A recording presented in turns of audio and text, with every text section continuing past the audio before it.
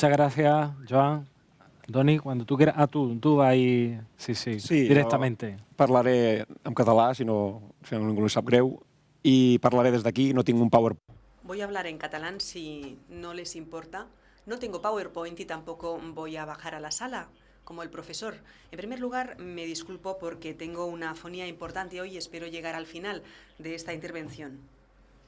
Voy a referirme a dos temas. En primer lugar, a la dificultad de aplicar la gestión integrada de plagas por parte de los productores. Me referiré a esto brevemente. Y en segundo lugar, y ya más extensamente, me referiré a la mosca, que es el tema que más nos ocupa.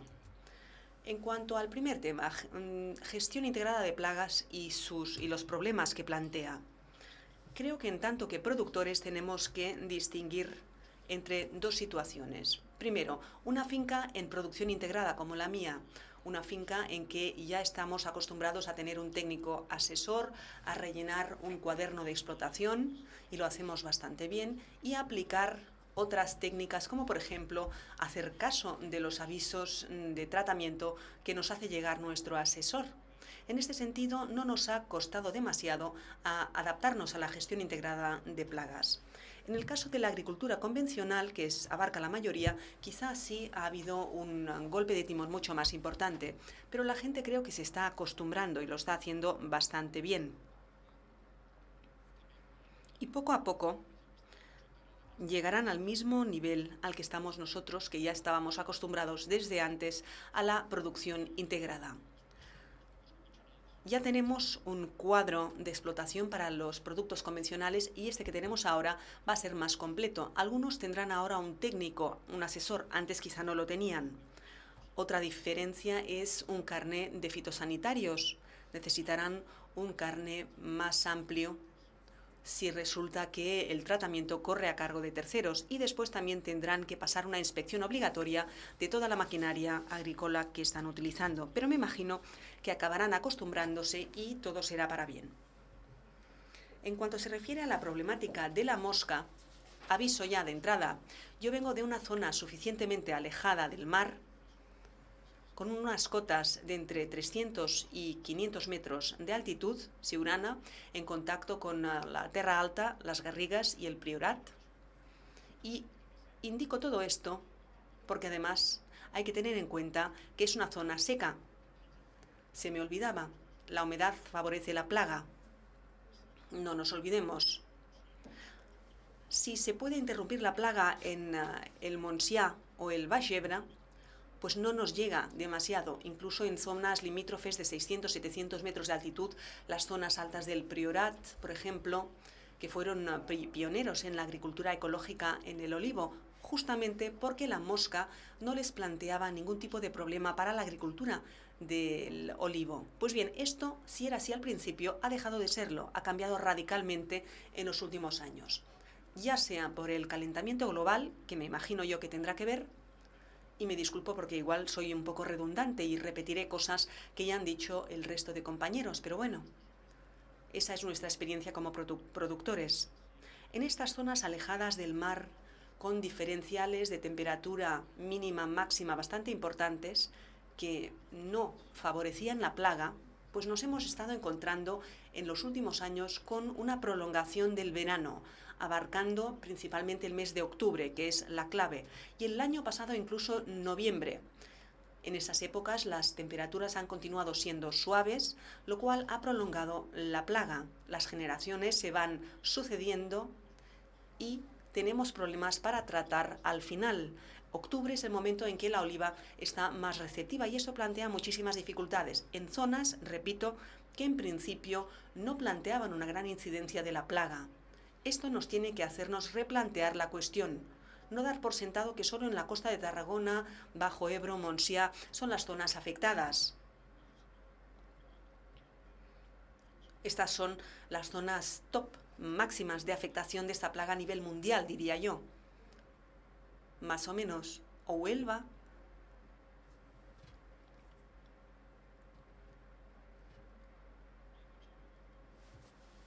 Que en otras partes. Pero Cádiz, sí. Cádiz. Doncs com dic en aquest problema...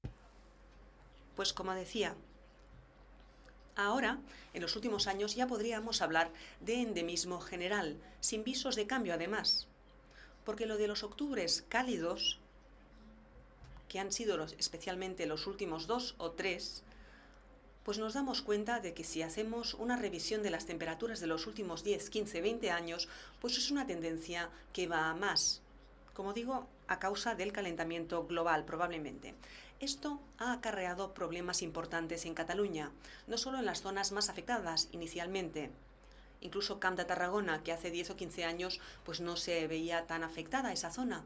Ahora en el Priorato, las Garrigas, zonas alejadas de la costa donde la altitud es importante, pues también estas zonas se están viendo muy afectadas por esta plaga. En tanto que productor, yo sería partidario de abordar la plaga formando un frente común. Aquí tendremos que entrar en juego todos, los productores, los agricultores, los técnicos, los asesores, etc. Yo veo que la gente cada vez hace más caso de los avisos que les llegan, pero hay agricultores, quizá los de edad más avanzada, que estaban acostumbrados a hacer lo que mejor les parecía. No hacen mucho caso de los avisos y piensan que ellos lo saben mejor. Yo creo que esto está cambiando porque se está haciendo muchísima pedagogía. El horizonte a corto plazo es la desaparición total de los tratamientos aéreos. Yo creo que es algo que entendemos que tiene que ser así todos los productores, porque nos hemos dado cuenta de que un tratamiento aéreo indiscriminado no es ni efectivo ni defendible desde el punto de vista medioambiental en los tiempos que corren. Yo creo que también habría que intentar atacar, visto que va a desaparecer el tratamiento aéreo, a través de la captura masiva. Luchar desde este punto de vista no solo en las zonas más endémicas, sino en todo el territorio catalán. Y digo esto sabiendo perfectamente que quizá estamos hablando de un presupuesto que no tenemos, pero de alguna manera tenemos que intentar atacar la plaga. En tanto que productor, bueno, ¿qué puedo decir? ¿Qué dicen los productores cuando se les pregunta? Pues que tenemos cada vez menos productos, el dimetolato, por ejemplo. Los productores consideran que es el más efectivo. Plazo de seguridad de 60 días en este caso. Eso significa que más allá del mes de agosto, pues ya no se pueda tratar con este producto. En el mes de octubre, con la oliva más receptiva, ahí tenemos los problemas más importantes, decía antes. Eso significa que esta sustancia ya no la podemos utilizar porque el plazo de seguridad es de 60 días. Yo no sé si los productores de estas sustancias, las casas comerciales, podrían investigar para bajar ese periodo de seguridad. Nosotros queremos, evidentemente, perjudicar lo mínimo al medio ambiente, porque de eso depende también poder producir un aceite de calidad. Tiene implicaciones de presupuesto para nosotros. Tenemos que ver cuál es el precio del aceite y de los productos de tratamiento. Este año, bueno, continuamos con un precio muy bajo desde hace bastantes años. Y eso significa que los inputs, digamos, lo que nos va a permitir tratar, utilizar herbicidas, el gasoil, etcétera, todo esto ha subido muchísimo cuando nuestro producto, el que vendemos, pues no sube en igual medida el precio. Esto ha mermado el beneficio. Con lo cual, si sumamos la posibilidad de ahorrar, de dañar menos el medio ambiente, etcétera, pues podemos decir que somos los productores los primeros interesados en no hacer más tratamientos que los imprescindibles. Segunda sustancia, Idacloprid, 10 días de plazo. Esto es lo que estamos utilizando actualmente. El triplorfón era un producto que también tenía los 10 días, era más efectivo que el que estamos utilizando actualmente, pero ha desaparecido. El imidacloprid no es que no sea efectivo, es bastante efectivo, pero no tanto como el triclorfón hace unos años, y evidentemente ni mucho menos con la efectividad del dimetolato. Esto no depende de nosotros, porque nosotros vamos a tratar con aquello que nos autoricen, con los plazos de seguridad que nos permitan. Y lo digo porque lanzo esta advertencia porque cada vez tenemos menos herramientas a nuestra disposición. Por ello digo que habría que apostar por la captura masiva, generalizada y efectiva. una captura que se traduzca en una afectación por parte de la plaga mucho más baja. Yo soy responsable del aceite de oliva en la Federación de Cooperativas Agrarias de Cataluña y puedo decirles que en mayo del año pasado, juntamente con las ADVs y otros sectores, comunicamos que considerábamos que habría que hacer un estudio sobre la mosca a nivel internacional. La interprofesional, con su presupuesto, destinado principalmente a promoción, pero una parte también para investigación, pues debería dedicar esa parte del presupuesto a hacer un estudio. En ese sentido, habría que establecer vínculos sinérgicos con el País Valenciano, con Aragón, por ejemplo, que son zonas también muy afectadas por la plaga. No sé si se me queda algo en el tintero ahora, pero en cualquier caso, si hay debate, pues ya daré más datos.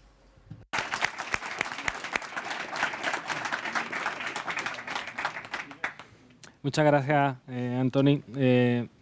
Tenemos unos minutos para debate. Si hay alguna persona del público que quiera plantear alguna cuestión a alguno de los ponentes.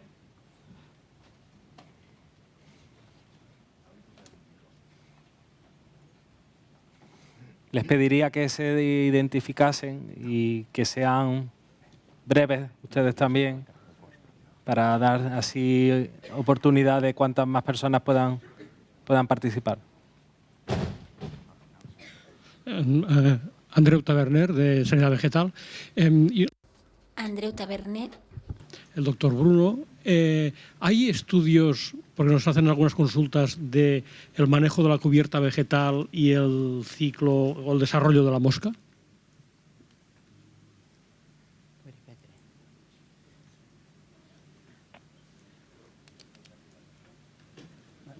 La relación entre el manejo del suelo, la cubierta vegetal y el ciclo de la... È questo un aspetto... Este es un aspecto que también se ha estudiado recientemente, en los últimos meses, a raíz de esa anómala infestación que se produjo en el 2014. Los agricultores y el servicio fitosanitario se plantearon si una gestión del suelo podría influir en la mortalidad de las pupas en el terreno. Pero lo cierto es que aquí hay un salto cualitativo y responde a problemas de infestación. Sería absurdo formular un planteamiento de labrar el terreno para conseguir mayor mortalidad de las pupas en el suelo cuando no tendremos con ello resultados previsibles en cuanto a la gestión del suelo en relación con la mortalidad. En el suelo, los carábidos tienen un papel sumamente importante, muy importante. Además, hay otra cuestión. ¿Qué sentido tiene labrar el suelo para causar mayor mortalidad en los puparios cuando la mosca que eclosiona en abril, marzo puede desplazarse fácilmente a lo largo de kilómetros? Es decir, no se dan las condiciones necesarias para plantearse una gestión del suelo que pueda ser favorable al control de esta mosca. Lo que hay que hacer es intentar, como he intentado resumir al final de mi intervención, el aprovechamiento de la biodiversidad. La biodiversidad vegetal, justamente... Micrófono, por favor, es que se corta el micrófono, pero va en contra de lo que se planteaba.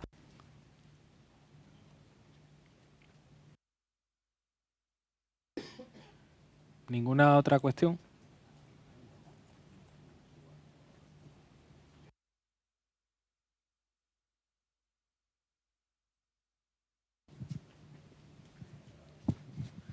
Joan Porta, de Sanidad Vegetal de Terres de l'Ebre. Mi pregunta va dirigida a Ricardo Larjón. ¿Qué tipo de lucha colectiva se realiza en Andalucía por parte de la Junta de Andalucía contra la mosca de la oliva?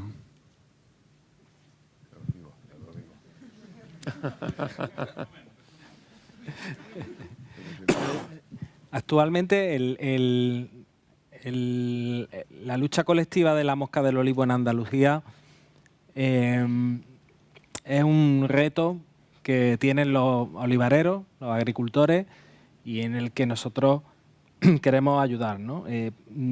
Pero al día de hoy nosotros no tenemos una participación directa más allá de prestar un asesoramiento técnico, una colaboración, poner a disposición de los agricultores, de los olivareros, la información suficiente y el conocimiento para que ellos tomen las mejores decisiones. Pero al día de hoy la organización recae 100% en ellos, y hay zonas donde están debidamente organizados y están manejando la plaga de una forma, consideramos que aceptable, con un manejo adecuado de grandes extensiones de terreno, con actuaciones coordinadas en zonas donde se manejan niveles de población más elevados, que podrían luego dirigirse a otras zonas que en principio no deberían ser tan favorables al desarrollo de la mosca, y de esa manera manejan conjuntamente territorios dentro de una misma organización, dentro de una misma organización. Y hay otras zonas donde, lamentablemente, los olivareros todavía tienen ese reto organizativo y de puesta en común de medios, de recursos, de personal, de toma de decisiones, y en esas zonas pues tenemos más dificultades para abordar el problema.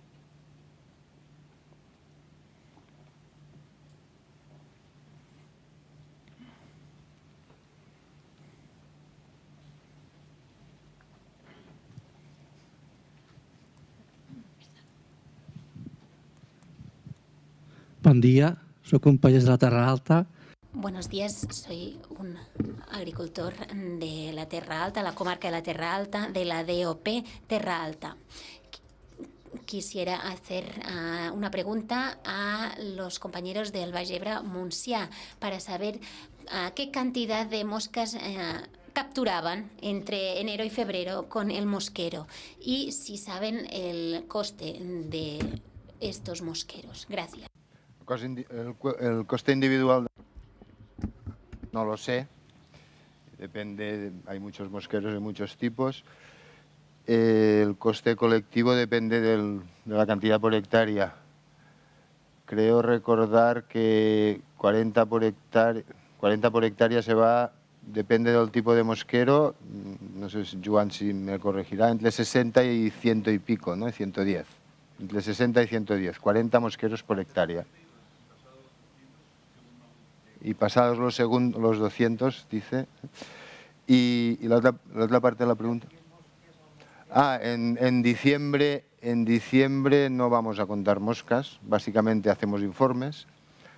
En noviembre, el 15 de noviembre o el 6 de noviembre, en una de estas experiencias, creo que contamos en una semana 1.430 en un mosquero, 700 en otro, 400 en otro, 700 en la otra repetición, moscas en una semana. Que no creo que, por mucha que tengáis, no nos ganáis seguro. En una semana, en noviembre, 6 de noviembre. La semana anterior creo que estábamos sobre los 200 o así. O sea que en 2 semanas cazamos más moscas que las 5 semanas anteriores que habíamos puesto las trampas, que todo y eso en 5 semanas creo que llegamos a 3 o 4.000 en 18 o 15 mosqueros, de diferentes tipos. Ahora en enero hemos ido 3 veces, y enero-febrero, y 1 o 2 moscas en algún mosquero hemos encontrado. pero hacía mucho frío.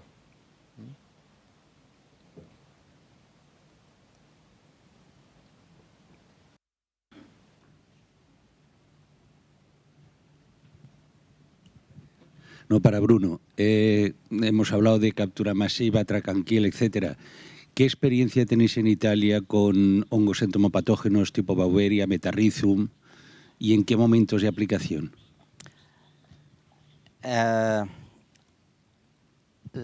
Le esperienze...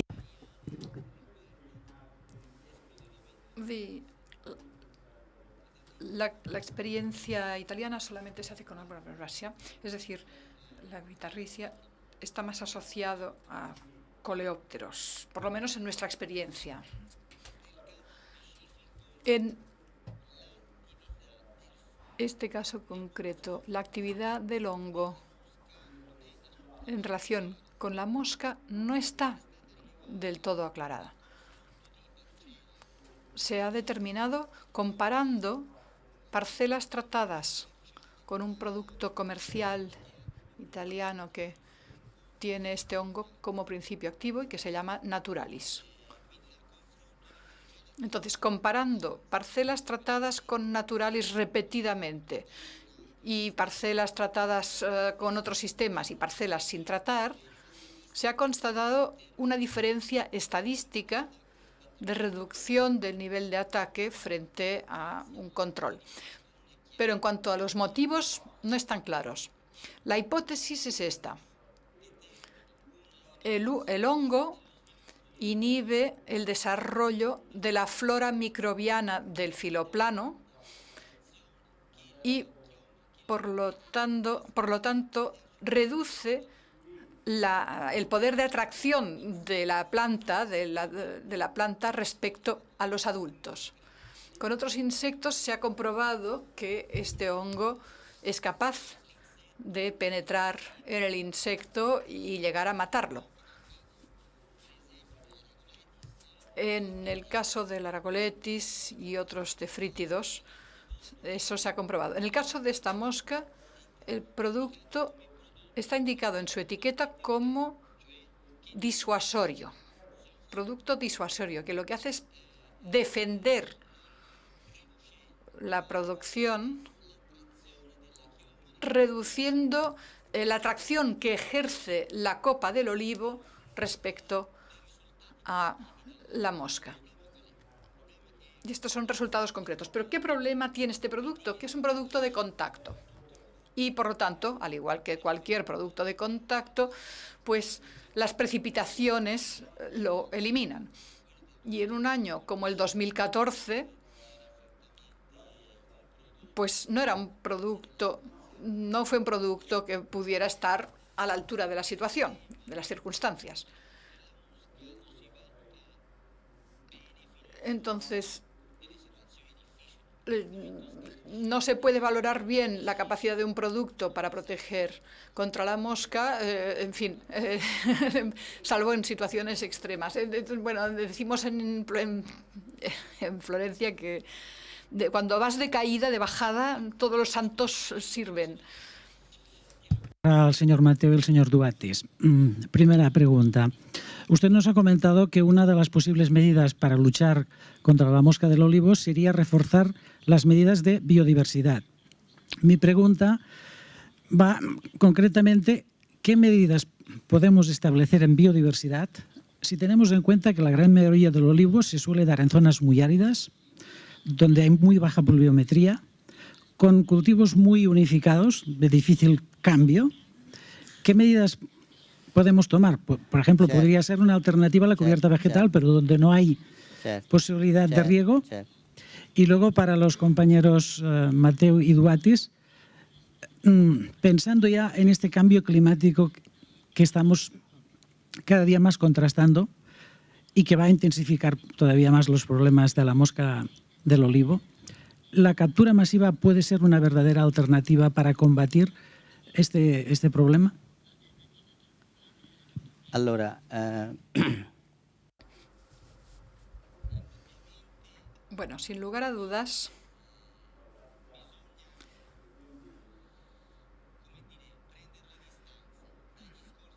hay que distanciarse de los discursos genéricos. Es decir, todos estamos de acuerdo en que la biodiversidad es algo bonito, pero luego se trata de llevar este concepto a la práctica. En la entomología hablamos de biodiversidad funcional, un concepto que, digamos, entró en vigor y se empezó a aplicar en cultivos más ricos como la viticultura, respondiendo a exigencias, por ejemplo, de control natural de determinados problemas. Entonces, en olivicultura, el problema de la diversidad funcional se plantea hoy en día, bueno, digamos desde hace unos pocos años, unas pocas décadas, desde que se dio la vuelta a la olivicultura, sobre todo con el cultivo intensivo en España. En el caso de la arbequina estamos hablando de hasta 1.200 plantas por hectárea en algunos casos, y por unas cuantas hectáreas, más y más. Entonces, aquí el interrogante importante es qué tipo de biodiversidad se puede practicar en estos casos. Y no lo sé, y es un problema, porque sé que donde hay falta de biodiversidad, la relación entre el fitófago y el cultivo se extrema. Y de eso no cabe duda. Luego está el factor de la desertización. Está el uso de los herbicidas. La gestión del suelo a base de herbicidas para prevenir las malas hierbas puede ser contraproducente desde el punto de vista de que haya una vegetación útil presente. Pero ¿qué vegetación es útil? Ahí también hay que aclarar conceptos. En los últimos meses, también a raíz, una vez más, de la infestación masiva en Italia en el 2014, salió se habló de la importancia del Línula viscosa también en olivicultura. ¿Por qué? Los entomólogos sabemos desde siempre que en Línula viscosa hay un tefrítide, la Myopidis, que se ve parasitizada por el mismo parasitoide, uno de los mismos ectoparasitoides que comparte también la Bactrocera oleae, la mosca del olivo. Con lo cual, en plan simplista, se dijo 2 más 2 son 4, vamos a rellenar nuestros campos de Línula viscosa. Pero el problema es que esto es demasiado simplista. Por el hecho de tener Línula viscosa en el entorno y por el hecho de tener a este otro tefrítido, que es un hospedador de un parasitoide de la mosca, que vamos a poder controlar a la mosca, porque realmente muy a menudo se ha observado que este parásito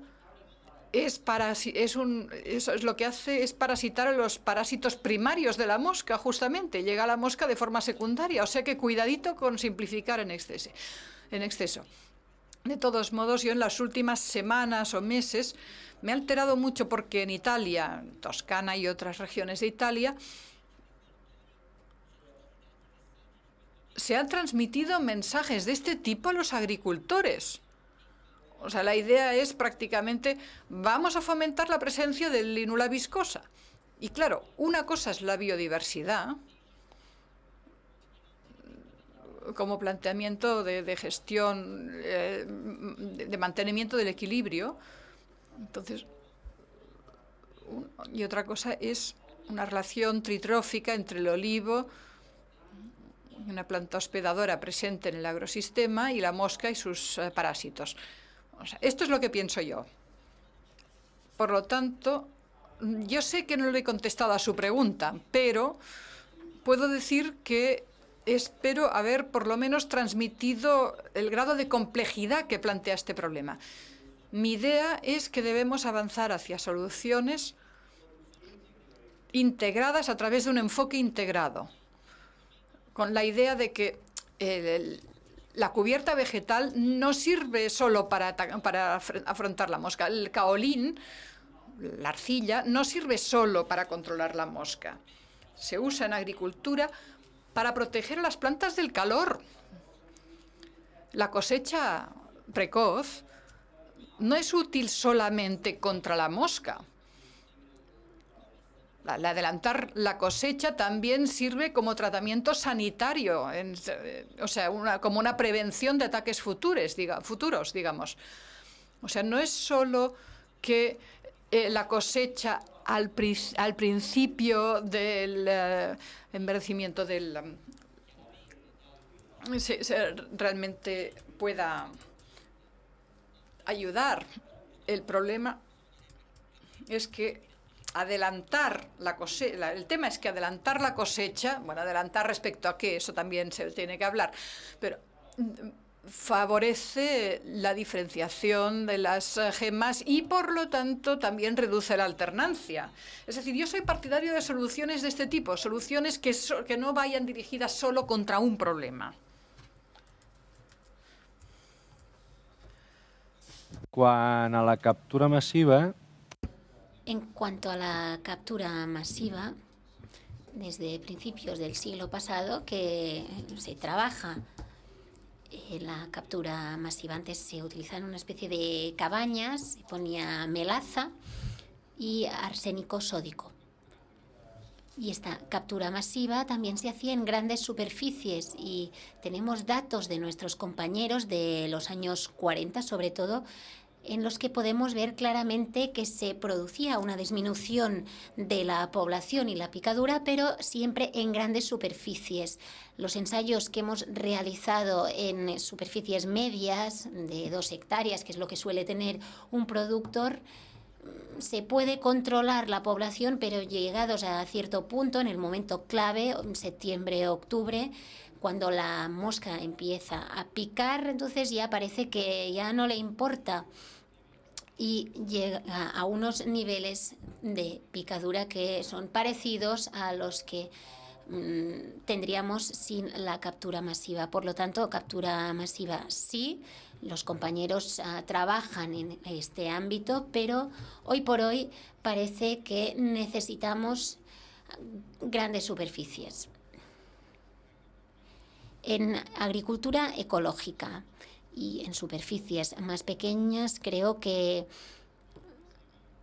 la captura masiva es más complicada.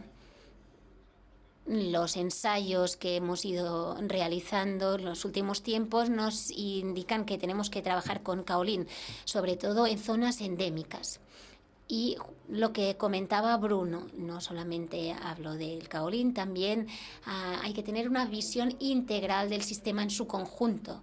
El problema es que somos unos ignorantes, no sabemos cómo funciona el sistema en su conjunto. Hay tantos factores a tener en cuenta: las malas hierbas, las podas, la biología, la plaga, el año. Y todo es muy complicado. Por lo tanto, utilizando varias herramientas a la vez, es posible poder controlarlo. Capturas masivas, sí, pero en grandes superficies, como hacen nuestros compañeros, sí. Hay 2 tipos de lucha, uno es el adulticida, el otro es el larvicida. La captura masiva va a por los adultos, pero siempre, al menos en nuestra zona, hay un momento en que hay que ir a por las larvas, porque el sistema no absorbe, no es capaz de controlar por sí solo todos los adultos, y siempre hay adultos que pican. Respecto a fincas de 4, el tope de captura masiva lo pondría en 4 hectáreas y más o menos 4 hectáreas como mínimo. Más o menos te evitas 1 o 2 tratamientos larvicidas o, dependiendo de la picada total, esto comparado con el testigo, más o menos, como más picada hay en el testigo, el número se amplía. Puedes llegar con un 50% de picada en el testigo hasta un 15% que te evita la captura masiva por sí sola. O sea, la captura masiva en una finca de 4 hectáreas o más grande, la superficie siempre como más cuadrada posible, por lo que hemos estado, datos que hemos obtenido, es esto, o te retrasa el tratamiento o te evita desde un 5 a un 15-20% de picada. Son datos generales. Ya quería hacer un apunte y ya creo que tenemos que terminar. Sí, referente a inula viscosa. Inula viscosa yo creo que será el sustituto de las conizas. O sea que conviene tener cuidado con no sé el nombre común, no sé cuál es el nombre común, pero sí es mala hierba emergente, en Andalucía al menos.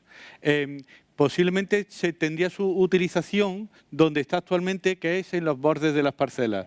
Pero la forma de favorecer que inula viscosa entre en la parcela es muy fácil. Es quitarle toda la competencia aplicando glifosato o herbicida de amplio espectro y de esta manera conseguimos tener una planta que será más difícil de controlar que las conizas. ¿Vale? Entonces, solamente eso. Muchas gracias a los ponentes, muchas gracias a ustedes y pasen buena tarde.